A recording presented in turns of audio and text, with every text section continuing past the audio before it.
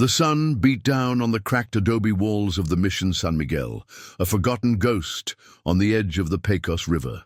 To Silas Reed, it was just a pile of sun-baked mud and shattered faith, but it was all he could afford. He'd paid the town clerk a grand total of 15 cents for the land deed, a tax default that nobody sane wanted to claim. The year was 1888. A New Mexico territory was a place where hope came to die. Silas dismounted his weary horse, a bay mare named Mercy, and squinted at the mission. The bell tower was a jagged tooth against the endless blue sky, its rusted bells silent for decades. He was a man worn thin by years of chasing shadows. Once, he was a decorated Pinkerton agent, a man known for his calm resolve and sharp aim. That was before the last case, the one that left him with a ghost in his mind and a permanent ache in his gut. The case where he failed to protect a family, a failure that had cost him his career and his self-respect. Now he was just a drunk, a wanderer with a few dollars and a world of regrets. He pushed open the massive, groaning doors of the monastery's main chapel. Inside, the air was thick with the scent of old dust and decay. Sunbeams, like searching fingers, cut through holes in the roof, illuminating floating moats and the skeletal remains of pews. It was a mausoleum of forgotten prayers. He walked past the altar, his boots kicking up dust, and his gaze settled on the line of confessionals against the far wall. They looked like oversized coffins, their dark wood splintered and warped. Silas was about to turn away when he heard a faint scratching sound from one of them. He froze, his hand instinctively going to the Colt peacemaker on his hip. He was no longer an agent, but old habits die hard. He slowly approached the confessional, his heart thumping in his chest. "Who's in there?"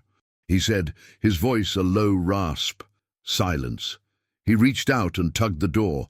It was stuck. He yanked harder, and with a splintering crack it came open.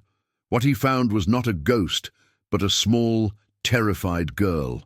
She was Apache, no older than 10, her face streaked with dirt and fear. Her dark eyes, wide and luminous, stared at him, but she made no sound. Her hands were clutched tightly around a small, carved wooden horse. She was mute. The thought hit him like a physical blow. He lowered his gun. He was no killer, not anymore. "It's all right, little one," he said softly, his voice full of a tenderness he hadn't felt in years. "I won't hurt you." She didn't move. She just stared, a silent question in her eyes. He knew that look. It was the look of a hunted animal. He bought this place for a place to die in peace, but it seemed life and a new burden had just begun. The girl, whose name he would later learn was Nita, was wary but not hostile. Silas coaxed her out of the confessional and offered her water from his canteen and a piece of jerky. She ate slowly, her eyes never leaving him. He noticed the bruises on her arms and the deep-seated trauma in her expression. This wasn't a runaway. This was a survivor. Silas knew he couldn't leave her here. The monastery was a ruin, and it was getting cold. He packed up his meager supplies, put Nita on his mare, and headed for the closest settlement, a dusty, one-horse town called Redemption Creek, about a half-day's ride away. He planned to find someone to take her in, maybe a family or a local priest. The thought of being responsible for another life was a weight he didn't want. He had already failed one family. He couldn't risk failing another. In Redemption Creek, he found the place exactly as its name suggested, a place of second chances. He tied up his horse outside the town's only saloon and walked Nita toward the general store. The locals stared at them, a grim-faced man with a troubled past and a silent, scared Apache girl. It was an unusual sight. He was about to ask for directions to the church when a woman in a simple white dress and a no-nonsense apron emerged from a small, well-kept building next door. Her hair was pulled back in a tight bun, and her face was kind but weary. She was the town's nurse, Eliza Thorne. Eliza saw the fear in Nita's eyes and the weariness in Silas's. She approached them cautiously. "Is everything all right, sir?" she asked, her voice gentle. "I found her," Silas said, his words clipped. in an old monastery. She's mute and she's been through something bad. Eliza knelt down to Nita's level, her eyes soft with compassion. "It's okay, little one," she said. "My name is Eliza. I can help." Nita didn't flinch, but her grip on Silas's coat tightened. Eliza understood. She stood up and looked at Silas. "Bring her inside," she said, gesturing to her clinic. "I can take a look at her. You can tell me what you know while she rests." Relief, sharp and unexpected, washed over Silas. He followed her inside. As he watched Eliza gently clean and bandage Nita's wounds, he felt a strange, unfamiliar stir. It wasn't the burden of duty, but a glimmer of a different kind of life. Silas stayed in Redemption Creek, setting up a makeshift camp on the outskirts of town. He spent his days in the monastery, clearing the rubble, patching the roof, and securing the doors. He was a man of action, and labor helped quiet the ghosts in his mind. He still visited Eliza's clinic every day, bringing supplies or just sitting in silence as Nita slowly, tentatively began to trust him. Eliza was a constant presence, her calm demeanor a soothing balm to his frayed nerves. She told him about the town, its small joys and deep-seated sorrows. He, in turn, found himself talking about his past, his voice hoarse with secrets he'd kept locked away for years. He told her about the case, the robbery of a gold shipment, and the family he was supposed to protect. He told her how the outlaws had outsmarted him, how the family was killed, and how the guilt had been his constant companion ever since. "You did your best, Silas," she said one evening, as the sun bled orange and purple across the sky. "Sometimes a man's best isn't enough, but that doesn't make him a bad man." Her words resonated with him. He began to see that his self-pity was a trap, one he had to escape. He saw his work on the monastery not as penance, but as a way to build something new from the ruins of something old. One day, while he was mending a gate, a rider galloped into town. He was a menacing figure, a man with a scarred face and a glint of cruelty in his eyes. He dismounted and strode purposefully into the saloon. Silas watched him from a distance, a cold knot forming in his stomach. The man looked familiar, too familiar. Later that evening, Silas heard the man who introduced himself as a bounty hunter named Jericho asking questions. He was looking for an Apache girl, a survivor of a raid on a remote village. The outlaws who did the raid, a gang known as the Crimson Riders, had left no witnesses.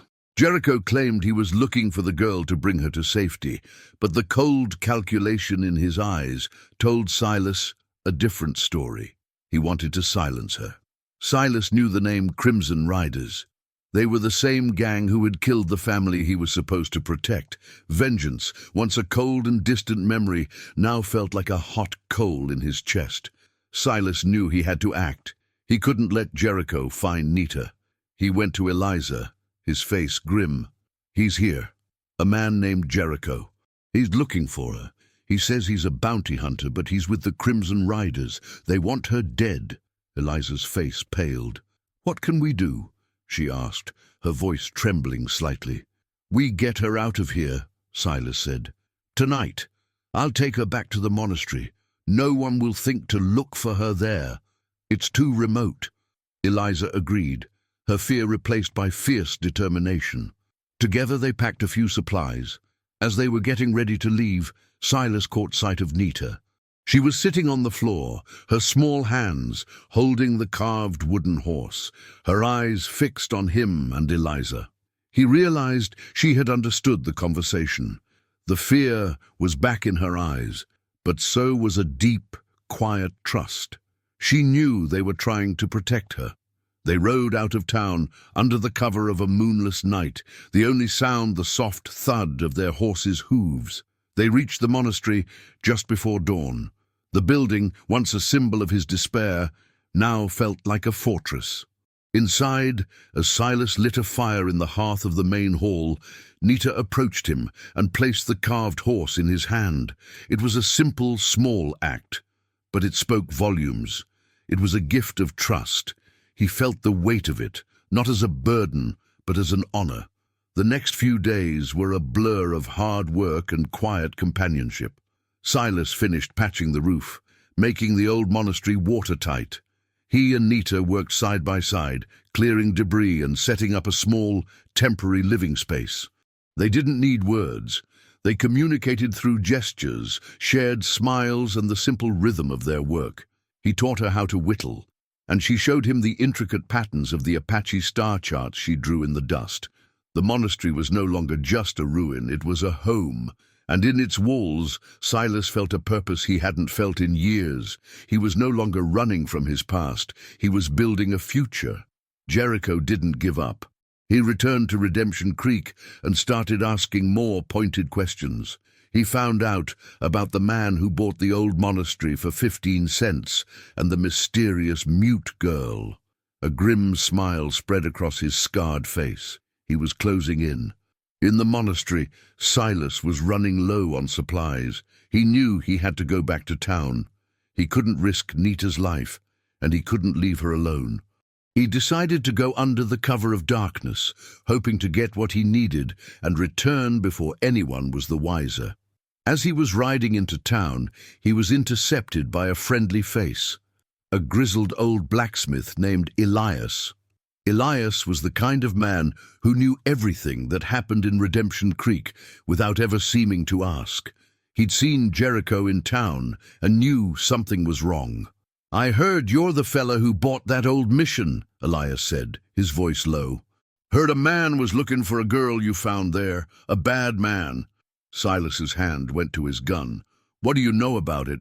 "Just that some snakes are better off with their heads cut off," Elias said, his eyes meeting Silas's. "I heard you were a Pinkerton man, a good man. I don't know what you're running from, but a man like you, with a purpose like this, shouldn't be running alone." Elias offered Silas help, offering to get the supplies he needed and to watch his back. Silas, a man who had always prided himself on working alone, was deeply moved by the offer. He realized he didn't have to carry the weight of this alone. He had friends now. Later that night, as Silas was riding back to the monastery with the supplies Elias had given him, he was ambushed. Jericho and 2 of his men had been waiting for him. The old Pinkerton instincts kicked in. Silas dismounted, his Colt drawn. A gunfight erupted, the silence of the night broken by the deafening crack of gunfire. Silas was outmanned, but he was not outmatched. He had spent years in the shadows, and he knew how to use them to his advantage.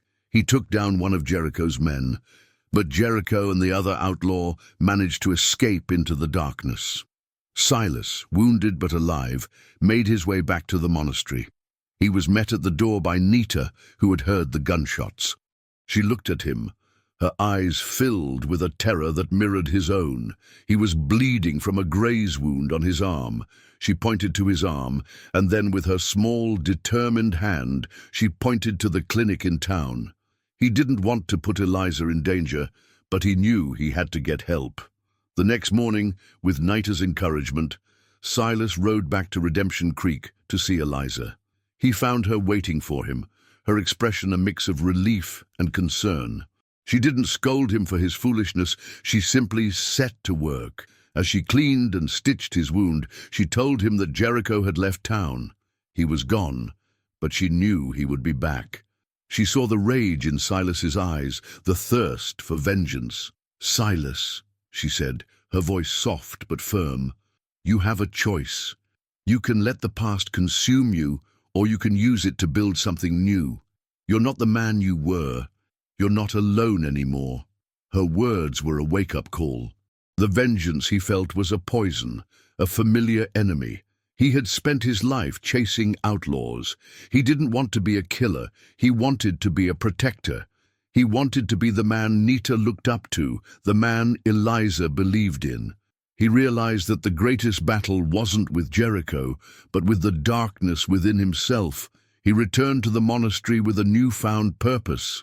He spent the next few weeks teaching Nita how to defend herself, how to shoot a rifle, and how to track.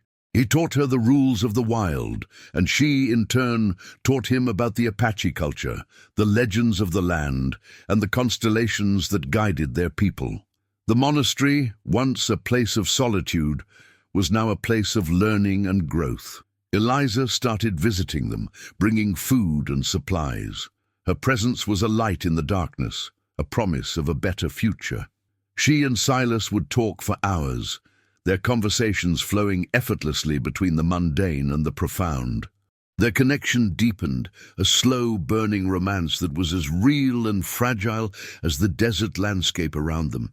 He found himself thinking about the future, a future where he could find peace and a family in this place, a future where he was no longer a ghost, but a man. The peace was shattered when Jericho returned. He brought with him a larger force this time, 4 ruthless crimson riders. They surrounded the monastery, their presence a menacing shadow against the landscape. Silas saw them coming from a distance. The reckoning was here. He went inside and grabbed his rifle. "Nita," he said, his voice low and firm, "you know what to do." She nodded, her face a mask of quiet resolve. She took the small hidden passage he had built into the old monastery walls and hid there, waiting for his signal. Silas took up a position in the bell tower, his rifle ready. The first shots rang out, echoing off the ancient walls. The fight was brutal. Silas was a sharpshooter, his aim as true as it had ever been. He took down 2 of Jericho's men, but he knew he couldn't hold them off forever. They were a pack of wolves, and he was a lone shepherd. He was running out of time. He knew he had to make a final stand.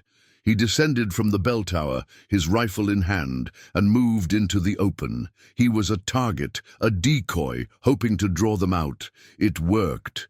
Jericho and his remaining 2 men came after him, their guns blazing. Silas took cover behind a broken stone wall, returning fire. He was hit, a bullet grazing his side. The pain was a hot, searing flame, but he pushed through it. This wasn't about vengeance anymore. It was about protection.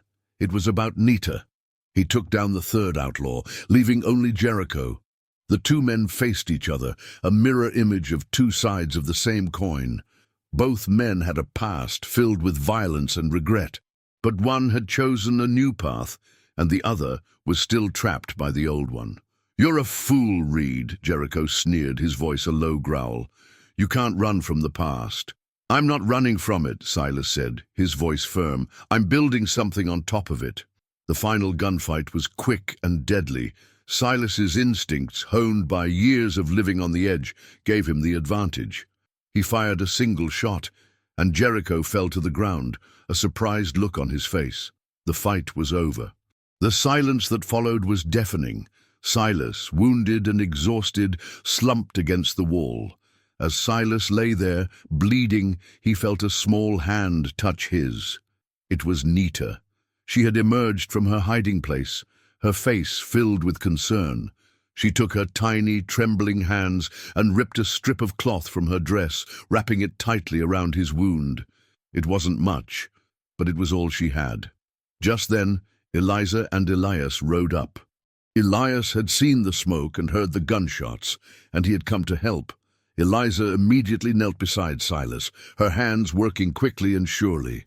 "You're a fool, Silas Reed," she said, her voice trembling with a mixture of fear and relief. "A damn fool." "I know," he said, his lips curling into a weak smile. As Eliza treated his wound, a small, silent miracle happened. Nita, who had been watching them with wide eyes, reached out and put her hand in Eliza's. It was the first time she had ever touched another person besides Silas. It was an unspoken thank you. Over the next few days, as Silas recovered, the monastery was transformed. Elias and other men from Redemption Creek came to help rebuild it. They brought wood, tools, and a sense of community. The broken bell was mended, and the old chapel was cleaned. It was a community effort, a sign of their trust and respect for Silas. One evening, as the sun set, Nita came to Silas, and for the first time she spoke. It was a single word, soft and hesitant, but it was a word nonetheless. "Silas," she said. Tears sprang to his eyes. The years of silence, of running, of guilt, faded away in that single word. It was a testament to the power of human connection, of love, and of forgiveness. He had saved her, and she, in turn, had saved him. Months passed, and the monastery became a symbol of a new beginning. Silas, now healed and no longer haunted by his past, had become an integral part of Redemption Creek. The monastery, now a place of healing and learning, was a testament to his transformation. He had found a new purpose, a new identity. He was no longer a Pinkerton agent or a ghost. He was a protector, a builder, a friend. His relationship with Eliza blossomed. Their conversations were no longer just about the past, but about the future. They talked about opening a school for the local children at the monastery, a place where all were welcome, regardless of their background. They talked about a family, a home, and a life built on a foundation of trust and respect. Nita, no longer a silent shadow, was a bright and inquisitive young girl. She learned to speak more words, her voice growing stronger with each passing day. She was a bridge between two cultures, and her presence was a reminder of the good that could come from the worst of circumstances. One afternoon, Silas and Eliza were sitting on the steps of the monastery, watching the sunset. He reached out and took her hand. It was a simple gesture, but it held the weight of 1,000 unspoken promises. "What will you do now, Silas?" she asked, her eyes searching his. "I'm not going anywhere," he said, his voice full of a peaceful resolve. "I have a home now, I have a family, and I have you." He had spent so long running from his past, but now he was finally ready to face it. He realized that the greatest treasure he had found in the confessional was not gold or a secret, but a chance at a new life, a chance at redemption. The final chapter began with the ringing of the old monastery bell. It was a sound that had been silent for decades, a sound that now filled the air with hope and promise. The townspeople of Redemption Creek, their faces filled with smiles, had gathered at the monastery for a celebration. It was a celebration of a new school, a new community, and a new life. As the bell rang, children, both from the town and the local Native American tribes, ran around the courtyard, their laughter echoing off the newly repaired adobe walls. Nita, her face radiant, was at the center of it all, her small voice a beacon of hope. Silas stood beside Eliza, his hand in hers, watching the scene unfold. He was no longer the haunted man who had arrived at the mission months ago. He was a man filled with purpose, with love, and with a quiet kind of peace. He had bought a monastery for 15 cents, and in its ruins he had found something priceless, a second chance. The story of Silas Reed, a man who had lost everything and found it all again in a forgotten place, became a legend in the territory. It was a story, not of guns and gold, but of a different kind of treasure. It was a story of a man who found a family in a child he was meant to save, a woman who believed in him when he couldn't believe in himself, and a community that helped him build a home from the ruins of his past. And as the sun set over the New Mexico desert, casting long shadows over the monastery, Silas, Eliza, and Nita stood together, their hands clasped, a symbol of a new chapter in a story that was just beginning. It was a life built on the foundations of dust, redemption, and the unbreakable bond of a found family. It was a story that proved that even in the harshest of lands, a seed of hope could take root and bloom.